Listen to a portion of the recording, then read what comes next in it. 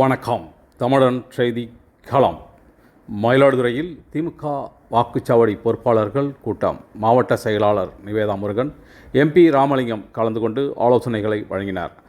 மயிலாடுதுறையில் தனியார் திருமண மண்டபத்தில் மயிலாடுதுறை மாவட்ட திமுக வாக்குச்சாவடி பொறுப்பாளர்கள் ஆலோசனை கூட்டம் நடைபெற்றது.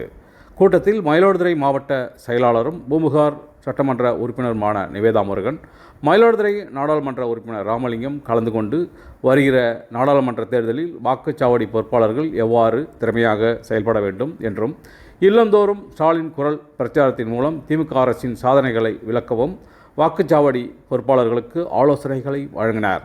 இக்கூட்டத்தில் சீர்காழி சட்டமன்ற உறுப்பினர் பன்னீர்செல்வம் மற்றும் மாவட்ட நகர ஒன்றிய பேரூர் கழக நிர்வாகிகள், சார்பு அணி நிர்வாகிகள் கலந்து கொண்டனர்.